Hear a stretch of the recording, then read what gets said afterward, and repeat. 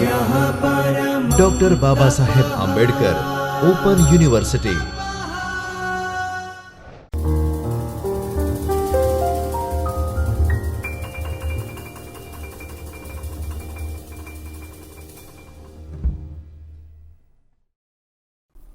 નમસ્કાર વિદ્યાર્થી મિત્રો, હું doctor Meena Rajput, assistant professor શિક્ષણશાસ્ત્ર વિભાગ ડૉક્ટર બાબા સાહેબ આંબેડકર ઓપન યુનિવર્સિટીના ચૈતન્ય સ્ટુડિયોમાં આપ સૌનું સ્વાગત છે. આપણે આજે બીએડના અભ્યાસક્રમ ES 234 દૂરવર્તી શિક્ષણનો અર્થ અને એની સંકલ્પના, એના વિશે આપણે અગાઉ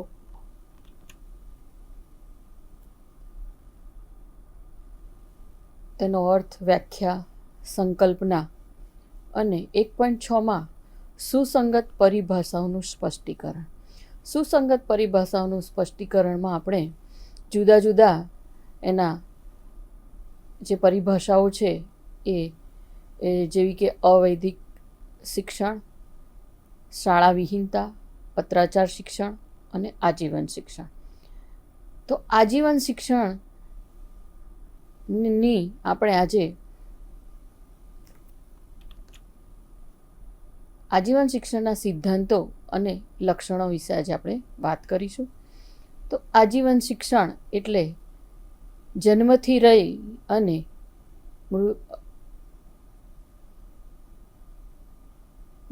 રહી અને મૃત્યુ સુધી, એટલે કે પ્રૌઢ અવસ્થા સુધી જે શીખતા રહે. શિક્ષણની જે અલગ અલગ રીતે શીખવાની જે પદ્ધતિ છે એના દ્વારા વ્યક્તિ શીખતી રહે એને આપણે આજીવન શિક્ષણ તરીકે ઓળખીએ છીએ. તો એના સિદ્ધાંતો અને લક્ષણો કયા કયા છે એના વિશેની આપણે વાત કરીએ. તો આજીવન શિક્ષણ એ વૈશ્વિક સંદર્ભે એના ઉદ્દેશ, માળખાઓ, એનો અભ્યાસક્રમ, પદ્ધતિઓમાં આપણને કેટલાક ફેરફારો જોવા મળે છે અને એ શિક્ષણમાં નવા નવા જે આયામો છે એ પડકાર ફેંકે છે. એટલે કે આજીવન શિક્ષણ એ વૈશ્વિક સ્તરે દરેક જગ્યાએ અલગ અલગ રીતે આપણને એના ઉદ્દેશો, માળખા, અભ્યાસક્રમો અને પદ્ધતિઓ આપણને જોવા મળે છે. જેવી રીતે કે ભારતમાં, અમેરિકામાં, જાપાનમાં, ચીનમાં, લંડનમાં એ અલગ અલગ રીતે આજીવન શિક્ષણના આપણને અભ્યાસક્રમો પણ અલગ અલગ જોવા મળે છે અને એ શીખવાની પદ્ધતિઓ, તેનું માળખું, એના ઉદ્દેશો પણ આપણને અલગ અલગ જોવા મળે છે. એમાં એક રચનાગત સમગ્રમાં શિક્ષણ અને જીવનના તમામ પાસાઓ પરસ્પર ગૂંથાયેલા છે. પરંતુ આપણે જોઈએ કે અલગ અલગ તો છે જ, પરંતુ એમાં શિક્ષણ અને જીવનમાં જે અલગ અલગ પાસાઓ છે એ એકબીજા સાથે સુમેળ સાથે ગૂંથાયેલા છે. એમાં આપણે પ્રથમ તબક્કામાં નહીં, પરંતુ એક સુવ્યવસ્થિત પદ્ધતિ તરીકે તેને બનાવવા માટે પ્રૌઢ શિક્ષણમાં પણ આ મહત્ત્વના સુધારા આવશ્યક છે. એટલે આજીવન શિક્ષણમાં જન્મથી લઈ, એટલે કે બાલ્યાવસ્થાથી લઈ અને પ્રૌઢ શિક્ષણનું જે શિક્ષણ છે એ આપણે જોઈએ કે અગાઉના સમયમાં, એટલે ઘણા બધા વર્ષો પહેલાં શિક્ષણનું એટલું મહત્ત્વ તો હતું પણ એની સગવડો, વ્યવસ્થાઓ એ ઊભી થયેલી ન હોવાથી જૂના જે તમારા જેવા કે દાદા છે, એના પરદાદા છે, દાદી છે, કદાચ પોતાના મમ્મી પણ, એટલે કે માતા પણ અત્યારની વર્તમાન પરિસ્થિતિમાં પણ અક્ષર જ્ઞાન બહુ ઓછા પ્રમાણમાં મેળવેલું આપણને જોવા મળે છે. વધુ જોઈએ તો અંતરિયાળ વિસ્તારમાં, ગામડામાં આપણને પ્રૌઢોમાં શિક્ષણનું સ્તર ખૂબ ઓછું જોવા મળે છે. તો એના માટેની જે વ્યવસ્થા છે શિક્ષણની, પ્રૌઢ શિક્ષણ એવું આપણે એને પ્રૌઢ શિક્ષણ તરીકે ઓળખીએ છીએ. અને એમાં જે શિક્ષણ માટેના પાયાના જે સુધારાઓ છે, કારણ કે અક્ષર જ્ઞાન પ્રૌઢ શિક્ષણમાં જેણે નથી લીધું એવા લોકોને શિક્ષણ કાર્યની કાર્યવાહી કરવામાં આવે છે, એટલે કે શિક્ષણ આપવામાં આવે છે. તો એમાં કેટલાક સુધારાઓ પણ જરૂરી છે. જેવી રીતે કે આપણે પ્રાઇમરી લેવલના શિક્ષણમાં જેવા સુધારા કરીએ છીએ, જે વ્યવસ્થાઓ ઊભી કરી છે, તો એવી જ વ્યવસ્થાઓ પ્રૌઢ શિક્ષણમાં પણ આવશ્યક બની રહે છે. અહીંયા બાળકો કરતાં પ્રૌઢો તરીકે મોટાભાગના લોકો તેમના જીવનમાં સારી રીતે એ અક્ષર જ્ઞાન મેળવવા માટે તૈયાર હોય છે. આપણે જોઈએ કે ઘણા પ્રૌઢો એવા હોય છે કે જેને શિક્ષણ જ્ઞાન લેવામાં રસ હોય છે, છતાં પણ તે સમયની વ્યસ્તતામાં અથવા તો પારિવારિક જવાબદારી, સામાજિક જવાબદારીના કારણે એ કરી શકતા નથી. પરંતુ એવા સમયે એ લોકોને શિક્ષણ કાર્ય કરાવવાનો સમય અને એમની અનુકૂળતા પ્રમાણે એવી એક વ્યવસ્થા જો ગોઠવવામાં આવે તો ચોક્કસ રીતે જે પ્રૌઢો છે એ સાથે પોતાનું શિક્ષણ જ્ઞાન લઈ શકે છે. પ્રૌઢને અધ્યયન માટેની જે ભૂમિકા છે એ સ્વયં સ્પષ્ટ છે. કોઈ પણ વ્યવસ્થા કે આજીવન શિક્ષણની વ્યવસ્થામાં પ્રૌઢ શિક્ષણનું મહત્ત્વનો એ મુદ્દો એ ખૂબ જ અગત્યનો છે. કારણ કે પ્રૌઢ શિક્ષણ એ વર્ષો પહેલાં આપણે આપણા આજુબાજુ પણ આ શબ્દ પણ સાંભળ્યો હશે અને પ્રૌઢ શિક્ષણ લેતા પ્રૌઢોને પણ આપણે જોયા હશે. કદાચ કોઈકે તો પ્રૌઢ શિક્ષણ વિશે એના વર્ગો પણ ચલાવ્યા હશે. તો પ્રૌઢ શિક્ષણની જે જરૂરિયાત છે એ સંપૂર્ણ શિક્ષણ જ્ઞાન માટે પ્રૌઢ માટેનું શિક્ષણ ખૂબ જ મહત્ત્વનું બની રહે છે.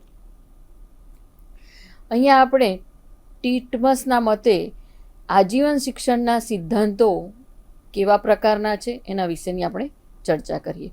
તો આજીવન શિક્ષણના એ અ, બ અને ક એવા 3 મુખ્ય સિદ્ધાંતો આપણે જોઈએ તો એમાં આજીવન શિક્ષણ માટેની જે કાર્યવાહી છે એ કોઈ પણ શિક્ષણ વ્યવસ્થાના અંતર્ગત ભાગરૂપે હોવી જોઈએ. એટલે કે આજીવન શિક્ષણ એ વ્યક્તિ શીખતું જ આવ્યું છે અને પોતાના અનુભવ દ્વારા અને એવી અલગ પ્રકારની વ્યવસ્થા છે હોવી જોઈએ કે જે દરેક સ્તરે દરેક વ્યક્તિને મળવી જોઈએ. એ ખૂબ જરૂરી છે. કારણ કે ઘણી એવી પરિસ્થિતિ લોકોની હોય છે કે જેના લીધે એ શિક્ષણ મેળવી શકતા નથી અને આજીવન શિક્ષણ મેળવવા માટે એવી વ્યવસ્થાઓ જો ઊભી કરવામાં આવે તો દરેક સ્તરે દરેક વ્યક્તિ, દરેક વય કક્ષાના વ્યક્તિ આ શિક્ષણ વ્યવસ્થાનો એ લાભ લઈ શકે છે. બીજું છે શાળાઓ અને યુનિવર્સિટીની જેમ શિક્ષણના તમામ તત્વોને સમાન મોભો હોવો જોઈએ. એટલે અહીંયા આપણે જોઈએ કે શાળાનું જે શિક્ષણ છે 1 થી 12 ધોરણનું છે, તેમજ યુનિવર્સિટીનું એ સ્નાતક, અનુસ્નાતક અને PhD કક્ષાનું જે શિક્ષણ છે એ યુનિવર્સિટી દ્વારા કરવામાં આવે છે. તો અહીંયા આપણે જોઈએ કે એનો જે સિદ્ધાંત છે એના પ્રમાણે જે પ્રૌઢ શિક્ષણ આપવામાં આવે છે, પ્રૌઢ શિક્ષણ એ પાયાનું શિક્ષણ આપવામાં આવે છે. ત્યારબાદ આગળ શિક્ષણ લેવા માટે પણ એવી જ અલગ પ્રકારની વ્યવસ્થા હોવી જોઈએ કે જેના દ્વારા પ્રૌઢો પણ એ શિક્ષણ વ્યવસ્થામાં ખૂબ સારી રીતે આગળ વધી શકે, કે શાળા શિક્ષણ લઈ શકે અને ત્યારબાદ એ યુનિવર્સિટીમાં પણ એ શિક્ષણ લેવા માટે સક્ષમ બની શકે. તો અહીંયા એ જે મોભો છે, એ જે વ્યવસ્થા છે એ સમાન કક્ષાની હોવી જોઈએ કે જેવી અત્યારે શાળાઓ, યુનિવર્સિટીઓમાં આ વ્યવસ્થાઓ ખૂબ જ સારી રીતે આપણે જોઈ શકીએ છીએ. એવી જ વ્યવસ્થાઓ તેઓની પણ હોવી જોઈએ. જેમ કે આપણે જોઈએ છે કે દિવ્યાંગ વ્યક્તિઓ માટે શાળાની વ્યવસ્થા કરવામાં આવી છે, તો એવી જ રીતે પ્રૌઢ શિક્ષણની વ્યવસ્થા જો કરવામાં આવે તો ચોક્કસ રીતે એ શિક્ષણને ખૂબ જ પ્રૌઢ શિક્ષણમાં એને સમાન કક્ષા કે સમાન મોભો આપવાનો એક અવસર ઊભો થઈ શકે છે. ત્રીજું છે તમામ પ્રૌઢ સ્વાભાવિક રીતે અને સામાન્ય રીતે અધ્યયનમાં જોડાયેલા હોવા જોઈએ. પ્રૌઢો માટે સાર્વત્રિક શિક્ષણ જેમ બાળક માટે સાર્વત્રિક શિક્ષણ છે એવી રીતે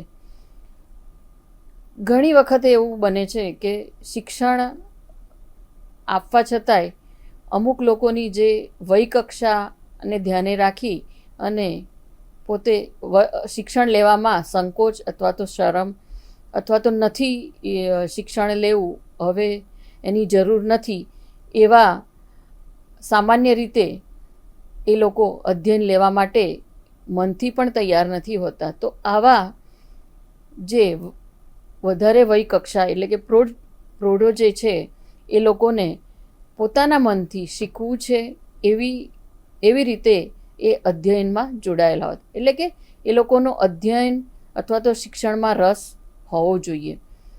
આપણે જોઈએ છીએ કે વર્ષો પહેલાં નાના હતા, એક ઉદાહરણ તરીકે જોઈએ તો અમારા જે સમયમાં અમારી માતાઓ એમના વખતે શિક્ષણ લેવામાં વંચિત રહી ગયેલા હોવાથી પણ જ્યારે ભણીએ એટલે કે આપણે જ્યારે ભણીએ છીએ ત્યારે એમને પણ સામાન્ય રીતે શિક્ષણ લેવાની એક એવો રસ જાગે છે.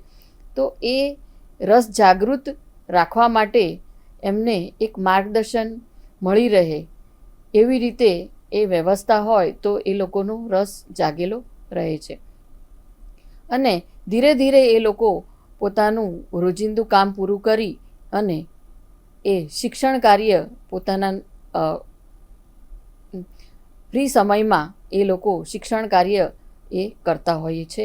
એટલે કે સામાન્ય રીતે આપણે જોઈએ તો પ્રૌઢ જે હોય છે એનું શિક્ષણ કાર્ય તરફનું, અધ્યયન તરફનું અને કંઈક શીખવાની નો રસ છે અથવા તો શીખવાની જે તીવ્રતા છે એ હોવી ખૂબ જરૂરી છે. અને આ પ્રૌઢ શિક્ષણ માટે જેમ બાળકોનું શિક્ષણ કે શાળામાં અત્યારે આપણે જોઈએ છે કે સરકારશ્રી દ્વારા દરેક સાર્વત્રિક શિક્ષણ પ્રાથમિક શિક્ષણ હોવું જોઈએ, એવી જ રીતે પ્રૌઢ શિક્ષણ પણ સાર્વત્રિક હોય તો એ ખૂબ જ પ્રૌઢ માટે અને તેમની વ્યવસ્થાઓ ઊભી થાય તો ચોક્કસ રીતે એ તરફ પ્રેરાય અને એમનો રસ જાગૃત થઈ શકે છે. અહીંયા જોઈએ તો આ બધા સિદ્ધાંતો એ શિક્ષણની સુગ્રથિતતા, સર્વગ્રાહિતા એને આવરી લેતો તેમજ તેની વ્યવસ્થાને પડકારે એવી રીતે છે. એટલે કે આ જે છે એ નવી વ્યવસ્થા ઊભી કરવાની છે. એટલે કે ખૂબ જ ચેલેન્જ આપતો આ એક સિદ્ધાંત આપણે જોયું કે 1 થી 3 એ જે સિદ્ધાંતો છે એ વ્યવસ્થાને પડકારે એવો છે. સમાજને એક અધ્યયનશીલ સમાજ બનાવવા સતત અધ્યયન પ્રક્રિયામાં તમામ વ્યક્તિઓને સામેલ કરી શકાય છે. એટલે કે અધ્યયનશીલ સમાજ શૈક્ષણિક અને શિક્ષણ 100% બનાવવા માટે આ જે પ્રક્રિયા છે એમાં ઘણા બધા લોકોની જરૂરિયાત ઊભી થાય અને દરેકને સામેલ કરવામાં આવે તો આ પડકારને કેટલાક અંશે આપણે સફળ એમાં બની શકીએ છીએ. એટલે કે પ્રૌઢ શિક્ષણ એ ખૂબ જ મહત્ત્વની પગલું છે અને એની વ્યવસ્થાઓ એ પડકારરૂપ છે. તો પાયાથી લઈને જો એની વ્યવસ્થા ઊભી કરવામાં આવે તો ચોક્કસ રીતે આપણે દરેક વ્યક્તિ એમાં રસ લે તો ચોક્કસ આ પડકારને સફળતાના રૂપમાં બદલી શકે છે. ત્યારબાદ આજીવન શિક્ષણની જે સંકલ્પના છે એના કરતાં પણ લાક્ષણિકતાઓ એ વધુ એની સમજ અથવા તો ખ્યાલ આપી શકે છે. એમાં કેટલાક નિષ્ણાતોની આપણે એના મતે આપણે જોઈએ તો આજીવન શિક્ષણ એ શું છે? તો અહીંયા આપણે દવે ઈસવીસન 1973 એ આજીવન શિક્ષણની સુસંગત અને ચોક્કસ લાક્ષણિકતાઓ એ દર્શાવે છે. તેમાં કેટલીક બાબતો છે જેની આપણે ચર્ચા કરીએ. તો અહીંયા કેટલીક વસ્તુઓ આવરી લેવામાં આવેલ પરિસ્થિતિઓ અને ગ્રાહકોમાં સમગ્રતા અને સાર્વત્રિકતા.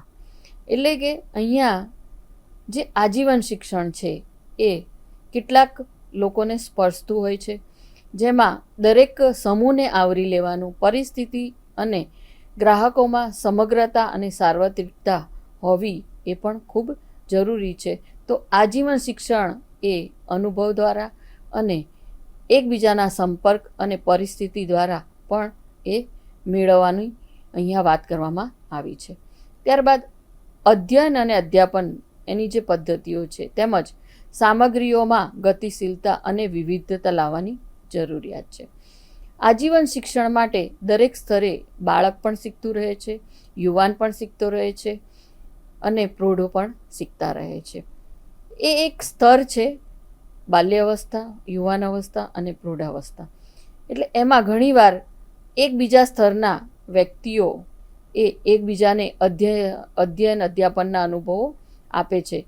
તો આ અધ્યયન અધ્યાપનના જે અનુભવો છે એમાં જે સામગ્રી છે, અનુભવો છે, એને સતત ગતિશીલતા અને વિવિધતા રહે એવી રીતે એની વ્યવસ્થા ગોઠવવાની જરૂર અહીંયા ઊભી થાય છે. એટલે કે આજીવન શિક્ષણ એ અનુભવો દ્વારા અને શૈક્ષણિક વ્યવસ્થાઓ દ્વારા શીખવામાં એ ગતિશીલતા અને વિવિધતા આપણે લાવી શકીએ છીએ.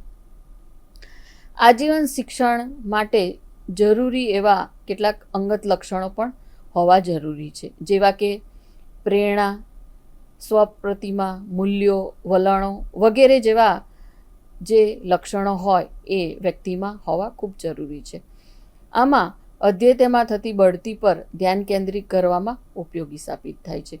એટલે કે આજીવન શિક્ષણમાં સૌથી પ્રથમ પ્રેરણા મળવી જોઈએ. એ જે શીખે છે એમાં પોતાનો રસ હોવો જોઈએ. તેમજ મૂલ્યો અને વલણો એ ખૂબ જ અગત્યના લક્ષણો છે, જે વ્યક્તિને શીખવા તરફ અને રસપૂર્વક એમાં શિક્ષણ લેવા તરફ આગળ ગતિશીલતા દાખવે છે.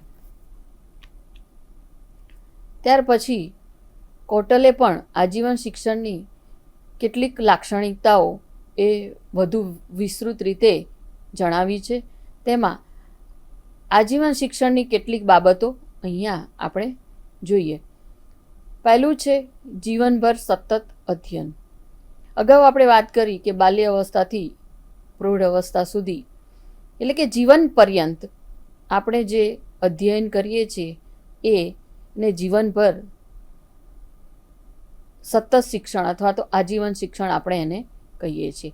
જેમાં બાળપણથી લઈને યૌવન અવસ્થા અને પ્રૌઢાવસ્થા દરમિયાન જે અનુભવો થયા, જે શિક્ષણ શૈક્ષણિક રીતે આપણે જે જ્ઞાન મેળવ્યું છે એની વાત આપણે આજીવન શિક્ષણમાં સતત અધ્યયન દ્વારા આપણે મેળવીએ છીએ.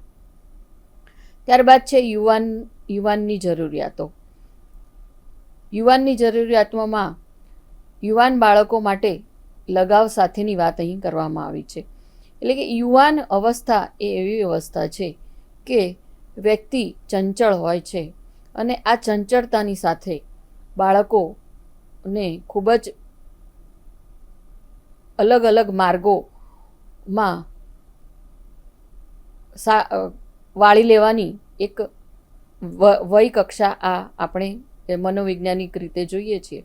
તો યુવાનો જે છે એ ક્યારેક એવા અનુભવો, ક્યારેક એવી પરિસ્થિતિમાં એ ખોટા રસ્તે જતા રહેતા હોય છે. તો આ યુવાન જે વય છે, યુવાન અવસ્થા છે, એમાં યુવાનોને ખૂબ યોગ્ય રીતે સારી દિશામાં ગતિશીલતા મળે એવી વ્યવસ્થાઓ અને એવા અનુભવો, એવા મૂલ્યો, વલણો સાથે એ લોકોને એક શૈક્ષણિક કાર્ય અથવા તો આજીવન શિક્ષણ આપવું જોઈએ, જેથી યુવાનો એ અલગ માર્ગમાં ન જતા એ યોગ્ય માર્ગે પોતાની શૈક્ષણિક કારકિર્દીને એ આગળ ઉજ્જવળ બનાવી શકે.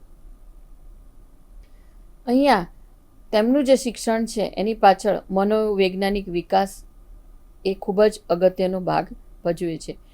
આપણે અગાઉ વાત કરી કે મનોવૈજ્ઞાનિક જે યુવાનની જે વય કક્ષા છે એ પ્રમાણે એનો સ્વભાવ, એની શારીરિક અને માનસિક અવસ્થા એ ખૂબ જ ચંચળ પ્રકારની હોય છે.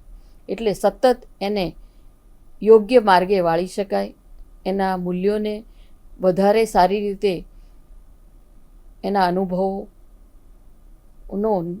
એક નિચોડ આપવામાં એ શૈક્ષણિક અને પ્રાયોગિક રીતે પણ એ કરી શકાય છે.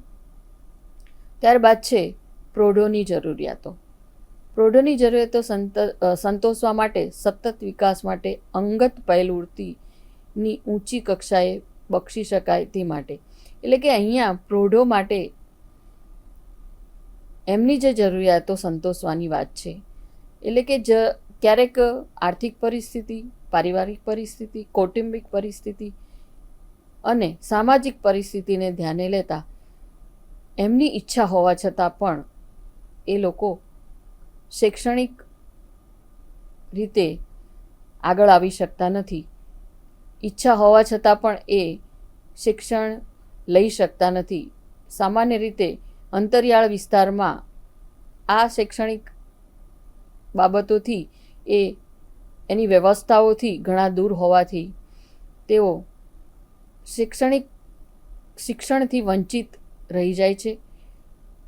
અને એના માટે દરેક વ્યક્તિએ, દરેક સમાજે, દરેક પારિવારિક રીતે પણ પહેલવૃત્તિ કરી અને દરેક કક્ષાએ એમને એવી વ્યવસ્થા ઊભી કરવી જોઈએ કે જેના દ્વારા એ લોકો પોતાની જે જરૂરિયાતો છે એ સંતોષી અને શૈક્ષણિક કાર્યને મહત્ત્વ આપી શકે. ત્યારબાદ છે મનોવૈજ્ઞાનિક ક્ષેત્રનું સંકલન. વ્યક્તિની મનોવૈજ્ઞાનિક કાર્યવાહીના ઘણા ક્ષેત્રોનું સંકલન કરવા આડછેદી સુગ્રતિકતા સિદ્ધાંતને અનુસરવો જોઈએ. એટલે કે મનોવૈજ્ઞાનિક જે પ્રક્રિયા છે એ સ્વભાવ, એના વલણો, પરિસ્થિતિ, આર્થિક પરિસ્થિતિ, એ દરેક વસ્તુ આમાં એને લાગુ પડતી હોય છે.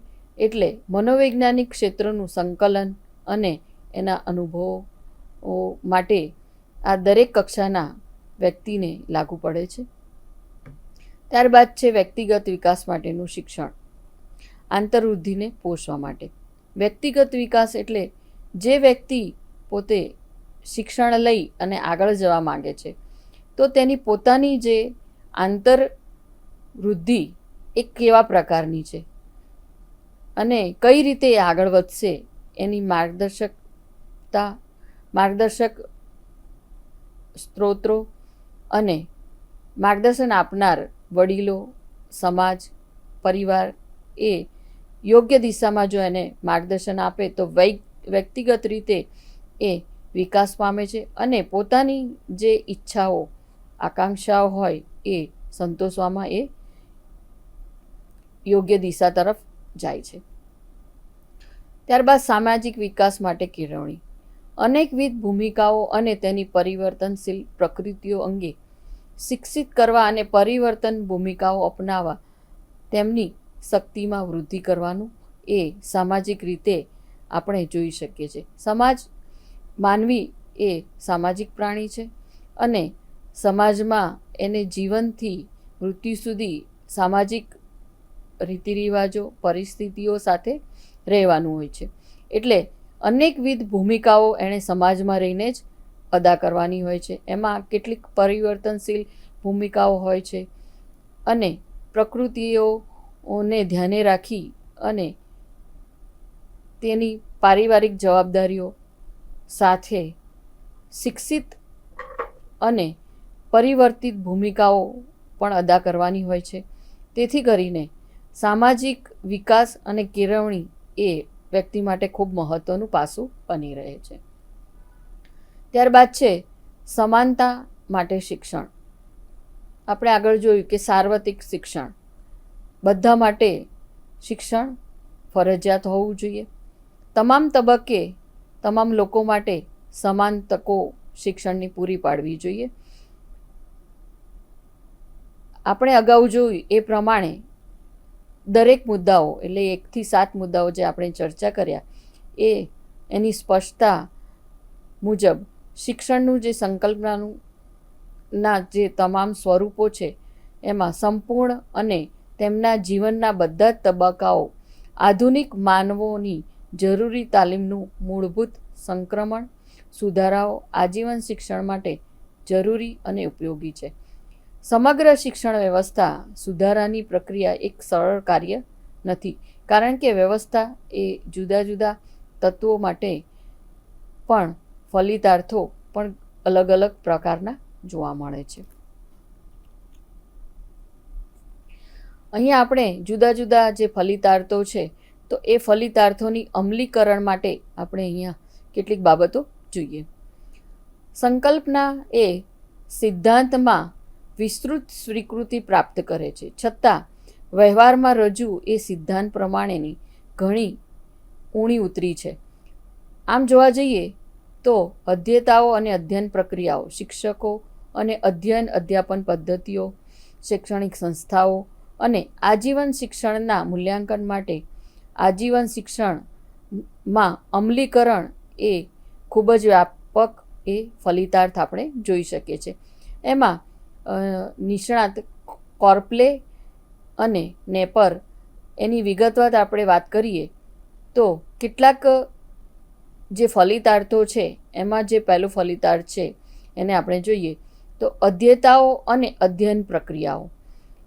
એક અધ્યેતાથી બીજા અધ્યેતાએ કોઈ પણ પ્રકારની પ્રવૃત્તિ અંગે ખર્ચેલા સમયનું પ્રમાણ ઓછું વધતું આપણને જોવા મળે છે. તેમના જીવનમાં જ્યારે તે જુદી જુદી પ્રવૃત્તિઓમાં સામેલ થયા હોય ત્યારે તમામ અધ્યેતાઓ વૈદિક, અવૈદિક કે ઔપચારિક, અનૌપચારિક અધ્યયન પ્રક્રિયા દ્વારા શિક્ષણ પ્રાપ્ત કરે છે. આવી અલગ અલગ પ્રકારની સર્વગ્રાહી પ્રવૃત્તિઓ અથવા તો એના અનુભવોની જોગવાઈ રોજબરોજના જીવનમાં અને બધા પ્રકારના અધ્યેતાઓના જીવનકાળ દરમિયાન શિક્ષણના તમામ સ્વરૂપોને આવરી લેતા અભ્યાસને લગતા અનુભવોનું યોગ્ય આડછેદી અથવા તો ઉભયછેદી સુગ્રથિતતા સાથે અભ્યાસક્રમનું સંસ્કરણ જરૂરી છે. આપણે જોઈએ કે પૂરા સમયનું અને અંશત સમયના પ્રણાલીગત અને બિન પ્રણાલીગત વૃદ્ધો તેમજ યુવાનો માટે પણ ખૂબ જ અગત્યનું છે. અહીંયા અધ્યેતાઓ એ અધ્યયન એ કેટલાક સમય માટે ઓછું વધતું, જીવનમાં જુદી જુદી પ્રવૃત્તિઓ, જુદા જુદા અનુભવો અને જીવનકાળ દરમિયાન શિક્ષણના અલગ અલગ સ્વરૂપમાં એ અધ્યયન કરતા હોય છે અને એ અલગ અલગ પ્રકારની પ્રક્રિયાઓ આપમેળે સર્જાતી હોય છે. તો અહીંયા યુવાનો અને વૃદ્ધો એ પોતાની જે અધ્યયન અધ્યાપનની જે પ્રવૃત્તિ છે એ અલગ અલગ પ્રકારની પ્રક્રિયાઓ દ્વારા એ સંપૂર્ણ કરતા હોય છે.